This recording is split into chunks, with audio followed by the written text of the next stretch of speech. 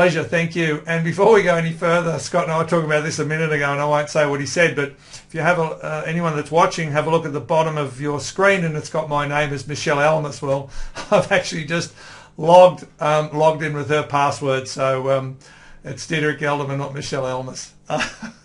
I've got some questions written down, Scott. So before we start, can you do a bit of an intro of yourself and tell us, where you are, what you do, those sorts of things? Sure. I am a small animal veterinarian in the States. Used to be mixed animal veterinarian. Used to be predominantly large animal veterinarian. I've been doing this for about 14 years now, which is a drop in the bucket to compare to some people's time they've been in. But I started my own practice in 2003. I actually started a couple different practices between 03 and 06. And we were doing fairly well. I was working out of the truck, working out of both practices, staying busy. And we were growing our practices, growing our staff, doing everything we thought we needed to do to be a good veterinarian, run a good practice. And we were making a living. And I don't know if my screen went off, it did. That's cool. We were making a living. And we were happy, and we thought we were doing what our job was, and that was being a good veterinarian.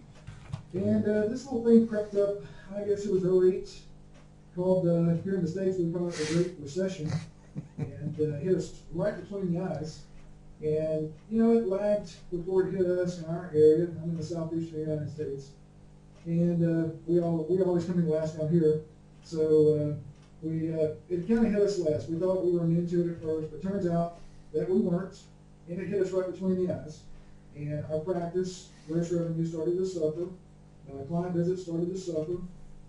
New clients coming in started to suffer and go down. And so almost to our small satellite clinic, we were almost doing nothing. And basically we were sitting around letting it happen to us. We had set ourselves up for failure once I looked back on it, because we were always doing what just came, and we weren't doing probably the things that we needed to be doing to ensure a steady stream of new customers, new clients, and then working and retaining our regular existing clients. And so we kind of set ourselves up for failure because we were doing what everyone else was doing, which was nothing as far as marketing or promoting our practice or our services. And we kind of had a rough go at it. We kind of had to go back and restructure. It was a very painful process. We were able to pull through. By the grace of God, we were leaner and meaner, and found out all the things that we should have been doing that we weren't doing, and started doing those things. And today, I guess in the last 4 years, Dick, you've been to the practice. We're almost a 5,000 square foot building, 3 exam rooms, double surgery suites. We're proud of our building, and we're practically paid cash flow without borrowing any money from the bank. I've never been able to do that. I guess if I hadn't had those difficulties, and I had learned the things that I needed to be doing that I wasn't, and I wasn't forced to do those things. Now, I hope that most people don't want to have to end up improving their situation by, you can always, the only place to go is up when you hit bottom, basically is what they say. And but I hope most people aren't in a position where they have to go to the bottom before they improve their situations. And so I think that's what you and I were going to talk about today, is kind of my story, and kind of thoughts on veterinary practice in general, and kind of what others could do or what they should be doing that they're probably not doing. If they're watching this video for the first time and they don't know you, they don't know me, then there's things that they should be doing. If they're not doing them, they should start doing them tomorrow. And sometimes you don't know where to go. You don't know what you don't know. You don't know where to go to get that information. And you have to look outside the box, outside the industry a lot of times, or you have to look to others who've been there and done that. And so I think you bring a lot of experience definitely to the table, and I have some of my own. So I think, veterinarians out there, there's a lot of room for improvement. So 4 things come out of that for me, and the first thing is for people that don't know Scott. Scott has another persona, which is a marketing expert and a marketing guru. I'd just like to put that persona aside for today, because we'll do another interview based on that. So that's to a great degree what you did to get out of that hole. Number 2 is a lot of what you alluded to in the first 2 or 3 minutes reminds me of Michael Gerber with his E-Myth, where we're all technicians. We've had an entrepreneurial seizure and run the practice the way we've always done it, or the way, we were taught to do it by people that had entrepreneurial seizures themselves and were just technicians in their business. The third thing is you hit the wall, or there was that line in the sand, and I've been there as well, and we never want anyone ever to have that again, do we? Like, draw the. We never want anyone to have the pain of having to draw that line in the sand, and then, you hit bottom, I hit bottom. I think a lot of us go through it, but it'd be nice if the people would apply a lot of this stuff before they actually, went all the way down. Good point, exactly. And the last thing, which is where I'd like to start, is you came from an equine /farm /large animal background, and you ditched the farm work. My God, I know you had a big investment in a truck, and you have horses on your farm, and you love that sort of side of it. Why did you give it away? Well, it really came down to a time constraint, and I've heard the comment over the years by clients and other non-veterinary type folks who said, well, you can make more money doing a small animal. And that's not necessarily true. But what we found was in our area, the economy kind of tanked, and I guess the longer we're in practice, the more small animal we've done. But we love doing large animal practice. We love the equine practice. But the demand wasn't there, and we had to stick with basically make a decision to stick with what was consistent and regular for the practice.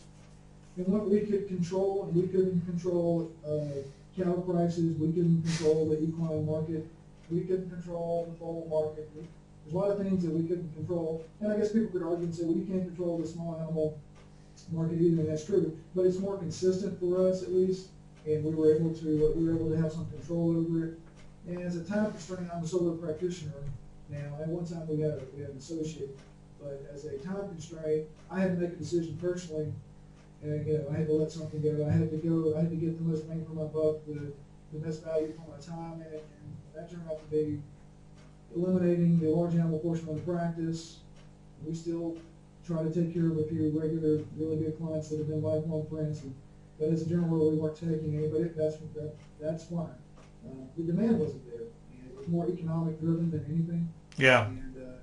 And it really wasn't my choice. We'd still be doing it today, probably. We would have hired 2 associates to do that. The work was there. But we found that when the economy starts to suffer, animals livestock and equine horses tend to suffer along with it because they don't get the proper care. They're low on the totem pole, as we say. And, so that was our main issue with eliminating motor. Yeah, cool. And I thought that. I just wanted to bring it out because there's such a common problem what you went through with horses, and I did in my practice to a degree as well. When we moved from the old facility to the new facility, a lot of things had to change. So and getting rid of most of the horses was the same. So then that side of it isn't particularly profitable. So I know that your practice currently has an awesome turnover, of an awesome average transaction fee. You're really doing things very well indeed, and bring in a really good income from a solo practitioner in a state that, if I remember correctly, is the poorest state in the States. Well, it depends on which survey you look at, but we usually rank very low. Poor, rural, farming based communities. We definitely not the richest state, right? And if or the richest county in the state, right? Yeah, and if you can in that sort of an area get people to do what you want them to do and practice the quality medicine that you do, I'd be awfully suspicious that people will do that in any state or in any area. And the other side of that coin is, I hear that a lot of practitioners tell me, oh, it won't work here, we can't do that, they won't pay that. What do you say about that? Well, it kind of boils down to what I typically coin as flawed thinking by veterinarians. I don't know how it's ingrained in our psyche. I don't know if we're predetermined to think that way before we go to vet school, or somehow we're brainwashed subconsciously while we're there, or it happens afterwards. But flawed thinking, because I can guarantee you, if we can do it here, it can be done anywhere. If I can do it, my philosophy used to be, heck, I could outwork 85%, which meant I only had to outsmart the other 15%, which, really wasn't putting me very high on the IQ ratio there. But, so I think if it can be done here, it can be done anywhere. You just have to know how to do it. It's hard to know what you don't know. Coming back to this flawed thinking thing, I think really there's a few points when it comes to that, I think a lot of veterinarians just have a problem with money in general. For some reason, sometimes we feel guilty about, we've been conditioned, we have compassion fatigue, we feel guilty about charging appropriately or charging really what we're worth, what clients are willing to pay. And I think we have an issue with money, probably more hang-ups with money, it's said, than some people have with sex or other vices and other things. But so we have a problem with money. And then, I guess we have this ingrained thinking that, like you said, our clients are different, our practice is different, and they really aren't. They're people, they have emotions, they have feelings, they have jobs, they have children, they have money, they have decisions they have to make, things happen. They're no different. There's really no different as a general rule anywhere else. Your practice is not different. Your clients are not different. So I think if we can get over that hurdle and get past that, I think that will serve us well. And, the other flawed thinking I think that we run into is veterinarians think, and I'm a general practice, I'm not a specialty practice, and I guess you could say we've gotten narrower over the years, being just small animal now. But, a lot of veterinarians think if they can just go get more skills or more CE, or just go spend some money on some new equipment, that's going to be the answer to their income problems or their revenue problems. And I'm going to tell you, that's not the case. You don't have to spend a bunch of money on new equipment. If you need to, that's one thing. But you don't have to go get board certified in 5 different areas to increase your income. And sorry to interrupt, but I just want to go on with that. As Michael Gerber said, that's the thinking of the technician. Being a better technician is going to give you a better income, a better lifestyle, whatever. And that's as you say, absolute flawed thinking.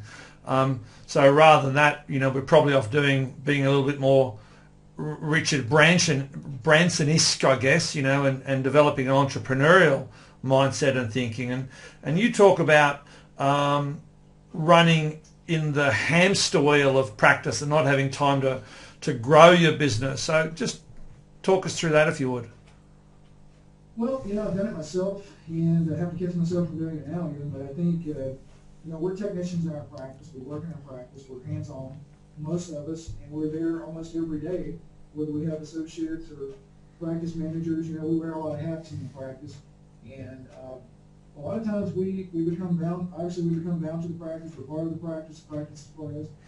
But more so than that, sometimes we become slave to the practice, and the practice is running us instead of us running the practice for various reasons. And we get caught up in, if I can just work harder, if I can just work longer, then that's the answer. And as you well know, that doesn't hurt a lot of the times, but that's not really the correct answer. Family loves that, seeing you away from the family more often and all that sort of stuff. They really do. Well, it's a real problem for veterinarians, particularly veterinarians that are in mixed practice. I don't really care where you're at. It doesn't matter. But if you're working around the clock, and even if you're making money, it does take an emotional, physical, and a physical toll. Not to mention, if you're not doing well, it takes a financial toll. But it does stress the family. And I ran across some statistics that I used in some of my marketing material that the divorce rate for veterinarians was, I believe it was almost double the national average here in the States. The alcoholism rate was almost double. I don't know if those were correlated in any way. But the suicide rate, which was the real kicker, was 4 times or 400% the national average of any other, just the general population. And I have some first-hand experience with that with a classmate, best friend of mine, who had actually the exact, almost tit for tat, that exact process happened to him. And he could never bounce back and ended up committing suicide. And was a great veterinarian, worked very hard, but got stressed mostly from financial issues, and that spread to his marriage. Eventually came to ending his life, but a big old ending his life. So stress and running the hamster wheel of practice. We love practice. That's the reason we love animals. We love working with animals. We love helping people. We love helping animals. That's the reason we became veterinarians. But I think sometimes we're so stressed, we're so overworked, we're so underpaid that we get in that hamster wheel and we have to keep spending harder and harder just to keep everything going. It takes its eventual toll. Do you? I agree 100%. 100%. And you were on that hamster wheel. How do you have strategy? I mean, looking back, you got off, and I guess because the pain was so great. I got a smaller wheel. So for someone that's watching or listening that is starting to recognise they're on that hamster wheel, and they're saying, "Oh yeah, look, I can see it starting to happen." Oh look, I'm right in it. What have you got any suggestions as to how they can break that cycle? It's hard. Yeah, I do. Really, when we talk about success in practice, and that may mean different things for different people, but success to me means being financially secure, if not prosperous in what you're doing, enjoying what you're doing, and helping others, being of service, providing value, and above and beyond probably what you're getting paid for. And those are all rewards from being a good veterinarian. And I think if you're in a situation, a lot of times if you're in that situation, you may not even realize it. It's so ingrained in your normal daily routine, and it's so normal, and what happens, you just do it for so long that, the fallout happens, and you have a major breakdown, or you have family issues, you have to talk to a divorce lawyer, or a family counselor, or, you don't know your kids because you're never home because you're working on phone calls as soon as so there are things you can do, and I guess what I'm saying is it boils down to success means different things for different people. Really what I'm talking about is I'm not really talking about money when I'm talking about generating income. I'm talking about generating freedom. Freedom from the practice, freedom for the practice, freedom for you. I'm not really talking about money. So anytime you hear me say the words money or income, in your mind, if I don't say the word freedom, replace it with freedom. Because what I'm talking about is being able to do what you want, when you want, and who you want. And until you can reach a certain level of financial success and minimal stress in your practice, you're not going to be able to do that. You're going the opposite direction. So there are things that you can do, obviously, to increase your income, increase your cash flow, increase your revenues, increase your freedom in the practice, that will trickle down to your personal life where it really matters, in my opinion. So, have you got some specific strategies? Yeah, I think my saving grace was that I learned how to promote and market my services properly. Through various direct marketing techniques. We use direct mail. I don't go on a tangent here, but we learned that our saving grace, I was less stressed when I could generate more income, I could produce more revenue, and how I done that was through better marketing and promoting of my services to new clients, and then to my existing clients that are already there. And obviously that's a whole nother, like you said before, that's a whole nother interview. Yeah, we'll park that and go on with it. We'll actually, if it's okay with you, I'd like to pick your marketing brain for 30 minutes in a separate webinar. So I think that's something for someone to look really forward to. Today I'd really like to, if we can, focus on the problems that you see in the industry, which we've talked about to some degree. But if someone sees that their wheel's starting to spin out of control, what do? How do they get off? I mean, and the first thing is, I guess, stop just being the veterinary technician, because as you said, that doesn't work. I mean, most people are good vets, if not excellent vets, but being a vet isn't the answer. So how do they get off the wheel if they can't, Well, I think you have to step back and objectively either evaluate your own business or have someone else come in and do it. Yep. Okay. And I'll tell you, and as you all know, Dick, veterinarians tend to be, most of us, independent. Pig-headed maybe. I'll speak for myself, and we want to do things on our own, and for good or bad. And but sometimes looking for some outside input, whether it be a business coach, whether it be veterinary coaching group, whether it be your accountant group, some other business type coach, but someone to come in and objectively look at your business, because a lot of times as veterinarians, when we're in a practice like that where we're not doing well, we've in essence gone into debt or worked for years just to buy ourselves a job. And someone would gladly pay us to do it somewhere else without all the stress, without all the debt. So I think if you could get someone to come in and objectively assess your situation as to where you are, because it's hard to do that for yourself, to be honest. And so I think that's the first step. If you think you're there, or you think you might be there, then to have someone else come in and objectively assess your situation. Yeah, put your hand up and ask for help, because there's a lot of people out there that can help, as you say, and it's interesting. I like your idea of the accountant. It's a 12-step process. A 12-step process, is it? Okay.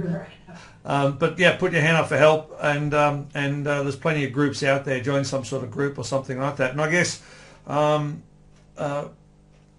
just to finish off on that note, I see so many people that come to me and say, "Oh, look, I have to be there for the clients. I've got to be there for the midnight call, or I won't have lunch because Mrs. Smith wants to see me, or Mrs. Smith won't see the other doctor, or whatever." And all I'll say to those people is, if you leave the practice for whatever reason, and worst case scenario is you die, within 2 weeks, that Mrs. Smith will love the vet that's replaced you and put the same pressure on him or her. Do you agree? I agree. I think that's more of an issue with veterinarians than it actually is with clients. I totally agree. We never want to let, if you're like me, you never want to let control, you never want to let loose and let go. And that's been difficult for me over the years. I've had to learn, and that's an excellent point, that sometimes you need to step back, maybe let someone else do those tasks that they can do, that you don't have to do, so you can objectively work on the management or the marketing of your practice mode. And I think a lot of times we, as veterinarians, as the technician role coming out in us, like you mentioned with the Gerber email, we want to be hands-on, we want to be there to do it. You can't do everything in practice. I mean, even if you're good at it, doesn't mean you should do it. And I think that's a struggle for all of us at practice every day, is we have to become better at delegating tasks in the practice to others who are capable of doing, even though we wouldn't do them perfect. And believe me, I have been called a perfectionist in some areas before, but I think that is a hard part to let go, but I think it's a good thing. And just on that, when we were talking before we actually started recording, you told me, and I'll use a bad word, my apologies in advance, and you didn't actually say this, but I'll paraphrase it. You said that you felt almost lazy because you were doing so little veterinary work anymore. Did I say that? No, you didn't say that, but I'm going to say it for you. So just tell me, you said you're working less and less, but you're bringing in more money. How does that work? Well, you have to have systems in place, and I won't say it happened overnight, because it took some work, but even eliminating the large animal, I think, may have been one of the reasons I feel that way. But even the numbers don't lie. We're up over even once we let that go.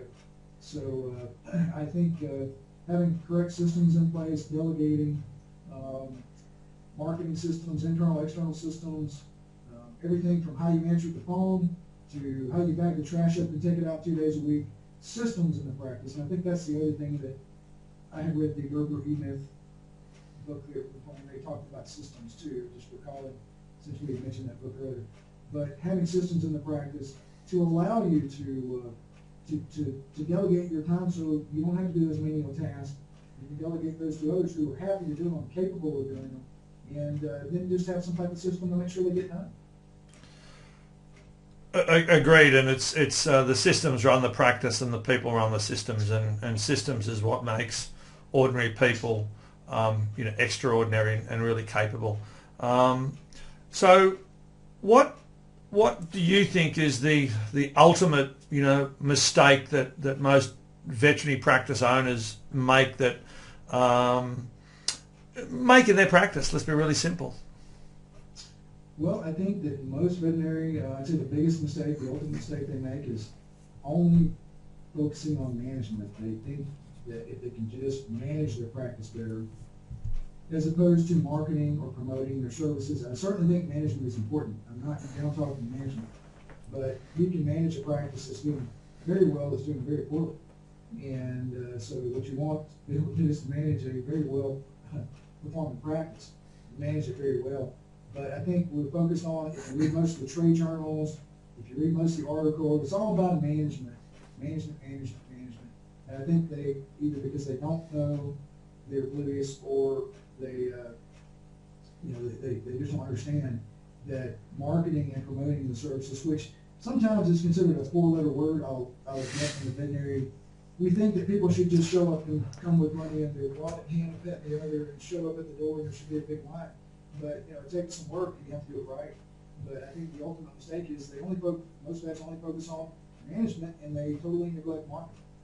Yeah, and look, and I graduated, a few years before you did, and back in the 70s, the clients were lined up virtually around the door because there weren't many practices around. But how many new practices in your area in the last 3 or 4 years?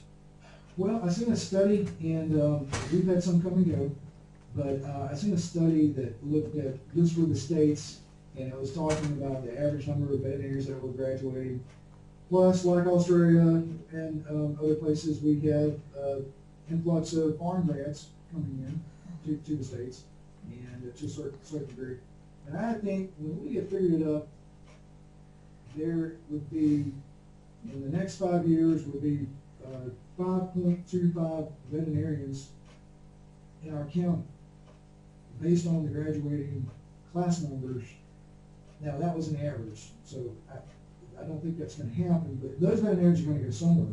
They're graduating, and in the current economy, they're either starting low-cost practices, or they're going to work for span-new clinics that are also cutting into the income of the regular practices trying to provide this bigger services, or they're starting their own practice, and or there's going to be more competition, and definitely, as you mentioned, there's more competition now than when I started, and definitely when we started, and that's just going to get worse, I think. If you don't have good systems in place to either fend off or fight off the competition, or discourage them from coming in your direction or in your territory, I think that a lot of practitioners are going to pay a heavy price.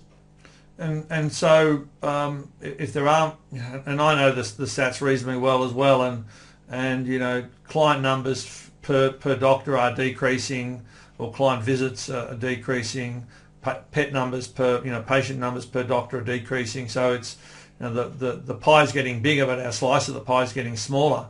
And as you say, marketing is a good differentiator to attract people to your practice or to you, because they're not just because they've got a choice. But Scott, marketing's expensive. Well, not marketing is more expensive, I'll tell you, because I pay my money.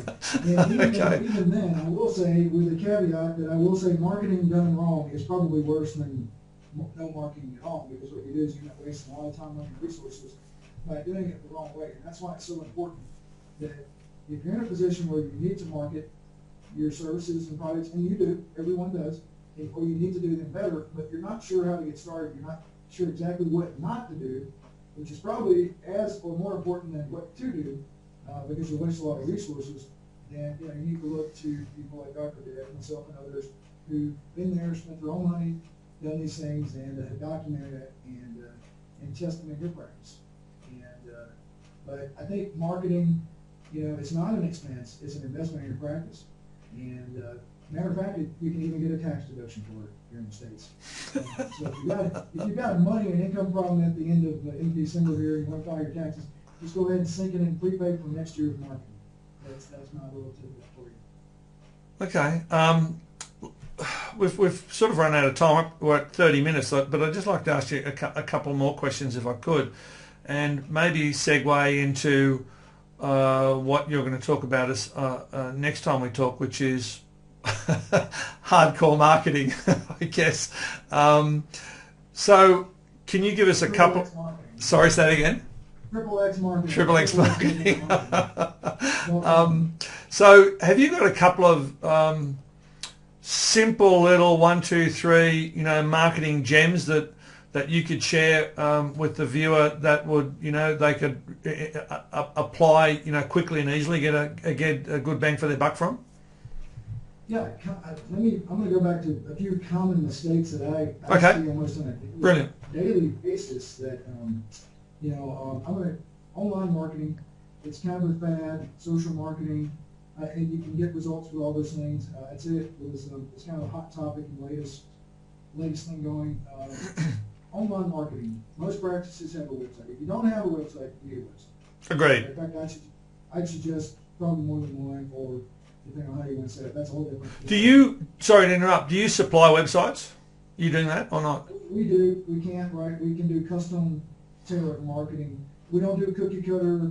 We're not one of those $49, you can go in here and pick out 1 to 3 colored websites. But we do custom, more tailored, personal client, coaching client marketing. I'll get Michelle to put your email address on the bottom of the screen at this point, and if somebody wants to talk to you about it, maybe you can point them in the right direction and help them out. But sorry to interrupt, but yeah, just go on with websites. Sure, yeah. Well, with the websites, what I commonly see is if you don't have one, you need one. And if you have one, a lot of these website builders, designers, they build beautiful websites, but they don't really understand marketing. I mean, the colors are pretty, the design the logos are good, the layout is good, except for the fact that a lot of times I see that they neglect to put the client phone number in the upper right page fold. Upper right point. Is that right? Upper right. Yep. Okay. So Cool. you can see under the logo. You want to put your phone number there. It's a very common mistake. And I work with very nice practices, good veterinarians, and I won't say they're marketing savvy, but they just didn't realize it because they weren't looking at their own website. They had somebody else do that for them. Yep. They assumed knew what they were doing. So have your phone number front and center on your website. I know it seems odd, but everybody go check the website. We got somebody else. Yeah, I agree. So the website builders think it should be they want you to enjoy your experience with the website. No, I want you to see the phone number and call the practice and make an appointment. Can I make a point? Can I make a point? Because I think you'll make it as well. There's a really, and just agree or disagree with me, but from what you're saying, I would think that you're saying there's a big difference between a pretty website and a website that works. Is that right? You can have both, but they're not necessarily the same. Good. That's correct. So go on. Yeah, it can be ugly and be more effective than a pretty website. Good. Okay. Cool. So I think that's a common mistake I see. The other common mistake I see, I actually have seen where, and this is probably not an issue for clients that you've dealt with or coached, but I've seen where reminders weren't even going out on time. So you want to look at, and that's never happened in my practice, but you want to make sure that your reminder system is, whether you're doing it in-house or out-house or outsourcing, that it's being done correctly and timely. And did you have something you wanted to add? Yeah, but Betty's on holidays the last 2 weeks. She's the one that does it. She's the one that does it, and then before long, it's you're backlogged. And I would say too, not only send the reminders out, we do magazines, postcards, emails, but we also at the same time the reminders go out, we print out a dedicated reminder analysis list, and we start calling. Perfect. And yeah, really, the love calling is what makes the appointments. It's love not it. The postcard. It's not the magazine. I think you should be doing those things because you need multiple touches to remind your clients of who the veterinarian is. I'm gonna interject again here because I'm gonna be the typical person that I talk to. Scott, my nurses don't have time to get on the phone and make the phone call. I mean, don't you? They just respond to the letter. It's expensive to sit them down and get them to ring up. Well, it does take some time. It's an investment of time, but like I said, it's an investment. And I think if you start, don't ever do anything that Scott tells you or Dick tells you to do. You need to, just because we tell you to do it, you need to do it and test it, and that means to track it and monitor it. So that's one of the caveats of marketing that I had to learn. And I didn't know for marketing working because I wasn't tracking. Even when I started doing it, I was doing it wrong. But now we fixed all that years later. But you need to either have a dedicated person do that, that's not answering the phone, probably trying to do 10 other things. And you need to have that person do it consistently and develop a relationship with your clients. Or you need to outsource that to a third party that's very capable and confident of doing that for your practice without tying up your staff from doing other things that you need to do. But it needs to be done. And it's more expensive not to do it because it's not the cost of the opportunity, it's the opportunity cost. Well, I'll tell you, Dick, we don't usually sit down at the end of the month or the end of the year and write a check for things that we don't do. But, it would be very painful if there was a list and we want to do that, because I think a lot of things will change. But if it's out of sight, it's out of mind, and if we put it on the back burner, and the flame goes out, we just forget about it. So I think you need to be doing that. But if you're writing a check for inefficiencies in your practice, I think a lot of things will change. And in essence, you're just not physically writing that check. Love that. I've never heard that before, so thank you for that. I'll remember that. Writing a check for the things you didn't do. Yeah, right. It's very painful once you realize how much money you've lost from not doing the things that you should have been doing. So I don't know if that's a beta error or alpha error. I can't remember. One of those errors. It's an error. And I'm thinking the other thing, just off the cuff that you need to be doing, obviously with the reminders from making contact with the clients, but just because they came in and they spent some money in your practice in the last 12 months, that doesn't mean they're your client necessarily. They could leave. They could go somewhere else. So what you have to do is to remind them that you're their veterinarian and that they're your client and you're taking care of their pet. And I think that is done through the various mediums: email, snail mail, letters, phone calls. Text messaging is a new format that we're beginning to use in the practice. It's very cost effective, very effective, much more so probably even than email or snail mail, possibly even more so than phone calls. And so that's something we've been working in our practice, basically perfecting, and we're developing even a system for other practices to use. At some point, maybe we can grow that. But I think reminding your clients that you're their veterinarian, and I'd seen a study somewhere, I haven't really seen this in the veterinary field, but it was less than 53% of people knew their dentist's name. Wow. I'm gonna take a wild ass guess, and I'm gonna say it's probably a higher number for veterinarians. Yeah, I can't remember the veterinarian's name. Gut feel is 100%. I agree with you. Yeah. Even if they like you, right? So you want to remind them that you're their veterinarian, and you need to do that. And I had seen a kind of a report where one of the best marketing gurus in the world, not in the veterinary industry, and that's okay. That's probably a good thing. So you needed at least 13 to 15 touches per year to remind your 13 per year, and that's more than one a month. Yeah. Some gentle nudge, some gentle touch, some gentle contact to let them know that hey, we're here. I'm your veterinarian. Remember us? And that's in addition to reminders. That reminders are different. Yeah. Even though I consider contact.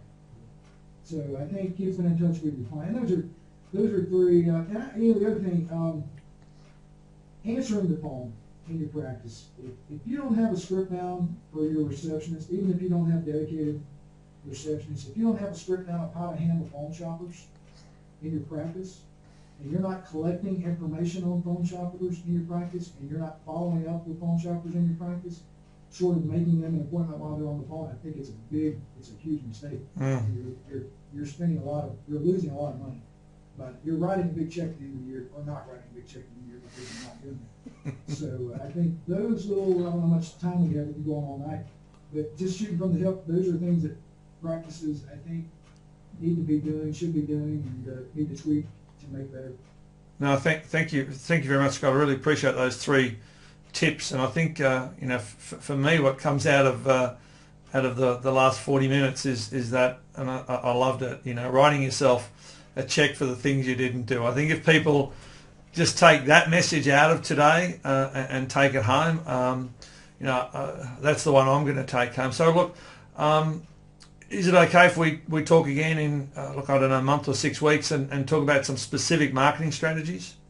Absolutely. The sooner the better. And if I can interject too, you think about your practice, don't just think about success, think about the freedom that success, more revenue, more income in your practice will bring to you and your family. And what you can do with that freedom, what you can do with that income. Because the world's changed with the checkbook. We can all sit around and hold hands and sing Kumbaya and hope everything gets better, but until you take action and to better your situation and take the right steps, and until you actually do something in your practice, you take action, then it's not going to happen. Nobody else is going to do it for you. Scott Kennedy, I think that's a very nice, that's a great place to finish on. I think that's a brilliant end note. So Scott, thank you very much for spending some time with us, and I really appreciate it. Thank you. Thank you, Dick.